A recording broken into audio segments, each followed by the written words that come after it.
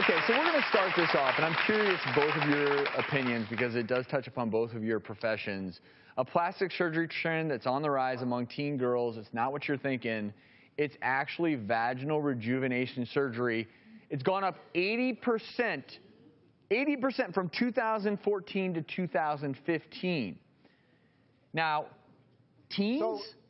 Well, Vaginal rejuvenation as a teenager? I suppose it makes sense, though, because if you have a problem, something that bothers you at that age, you may start thinking about making changes. Yeah, changes, but they're not adults. They're teenagers. Well, teenagers. I know, and Thank you, Dr. Landry. Let's back up. You. So when we're talking about female rejuvenation, it may be just external changes, labia majora, labia minora, reducing those, enlarging them, making them more aesthetically or cosmetically attractive. And then the second part is tightening procedures that is really more for older women after childbirth, etc. But do you sometimes think you get so focused on the art of plastic surgery that you can't step back? I'm not saying you personally, but Dr. Landry and I are sitting here thinking, you've got a 16-year-old, a 15-year-old in there.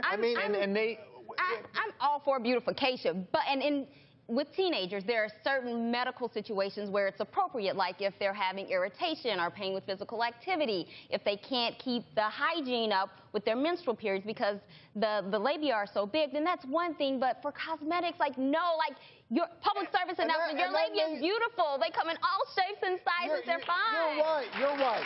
And you're too young to really make a honest, informed consent. Yeah, but my question is this, twofold. Number one, what is it, the mom coming in with them and saying, hey, let's make it more beautiful? And number two, are teenagers flipping through catalogs saying, oh, that one's beautiful, I want mine to look like that? Exactly. Really? Yes, people Photoshop their labia, so they have unrealistic expectations of what they look like. And in some instances, parents don't understand that there are variations in the anatomy, so they're like, oh, her labia doesn't look like my labia, so there must be something wrong. It's almost labial peer pressure, right? I Yeah. want to look like everybody else. And part of it, the grooming is so different that we're shaving, we may not have any hair at all, things are more prominent.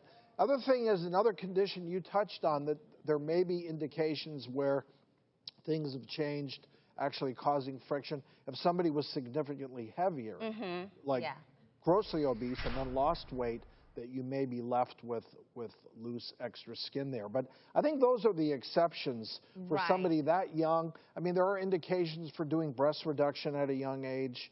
Certain plastic surgery procedures lend themselves. Doing it on teenagers, I don't think this now, is really I'm curious, is there a risk beyond, obviously it seems premature, but labia has a lot of nerve endings, and you go cutting around there or plumping or whatever it may be, does that not come with risks? Absolutely, and you bring up a good point. You consider it to be a pretty simple procedure, but there are risks: bleeding, infection, scarring, chronic pain in the area, pain with sex. And, of course, they might not like how it looks after it's done. So you always have that risk. Yeah, but it is a pretty straightforward operation. And I would say that in terms of patient satisfaction, it is one of the highest. But I think any parent would be ill-served to go recommending to their kids that they do that before the age where they have the ability to make that decision on their own. We're going to start a movement, and we're going to pass it on to our daughters and nieces and all that good stuff.